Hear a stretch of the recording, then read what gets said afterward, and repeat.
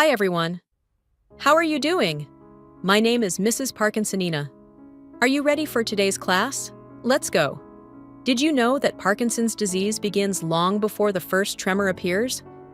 Most people think Parkinson's starts with shaking hands, but that's just the surface. Inside the brain, something much deeper and quieter is happening. It's what scientists call the silent collapse of dopamine. This collapse doesn't cause pain. There's no sudden alarm. Just a slow, invisible process where neurons, the brain's messengers, begin to fade away. Imagine your brain as an orchestra. Each neuron is a musician. And dopamine? It's the conductor that keeps the music flowing in perfect harmony. But one by one, these musicians start leaving the stage. The sound weakens, the rhythm breaks, and the silence begins. That silence, that missing rhythm, is where Parkinson's truly begins. Not in your hands, but deep inside the circuits that make your body move and your mind stay in tune. To understand this better, we need to visit a tiny region of the brain called the substantia nigra.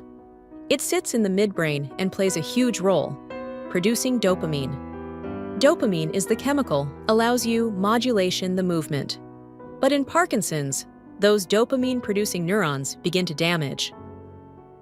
The main theory about alpha-synuclein in Parkinson's disease is that its misfolding and aggregation into toxic species, such as Lewy bodies, are central to the disease's pathogenesis. Over time, the brain's dopamine supply shrinks, and the circuits that depend on dopamine, connecting the substantia nigra, the striatum, and the thalamus, become jammed. Signals that once flowed smoothly now hit a traffic jam. That's why movements become slower. That's why stiffness throughout joints movement. That's why the gait is small, shuffling steps, reduced speed, and that's why facial expressions start to fade. It's like trying to drive with the parking brake on. You can still move, but every action feels heavier, slower, harder. And even though the body slows down, the mind is still pushing, fighting to make simple things like walking or writing happen. But here's something powerful. The brain never truly gives up. Even in Parkinson's, it keeps trying to adapt, to rebuild, to communicate. When you move, exercise, and challenge your brain, you stimulate new connections. According to studies from Harvard Medical School, regular physical activity can boost dopamine release from the neurons that remain. It can also reduce brain inflammation and strengthen communication between brain regions. That means movement itself becomes a kind of medicine. Exercise helps the brain survive. It doesn't just improve mood, it literally helps neurons work better. Lifestyle plays a big part too.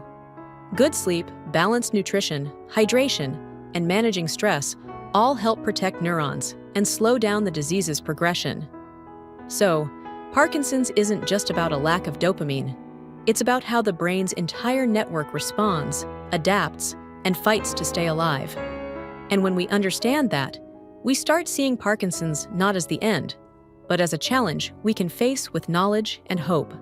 Now that you know what's happening inside the brain, you can see why knowledge truly matters. Because understanding the why behind the symptoms gives you power.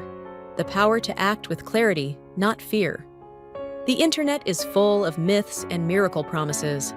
But here, at the Parkinson's channel, we bring you science with warmth and empathy. We explain what really happens, step by step, so you can make sense of it all. When you know how your brain works, you don't just live with Parkinson's.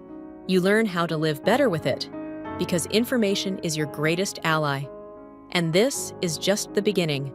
In the next class, we'll dive into what happens after this dopamine collapse, how it turns into the visible symptoms you see and feel, and why the body starts to slow down in a process called bradykinesia. So make sure you subscribe, turn on the notifications, and stay tuned.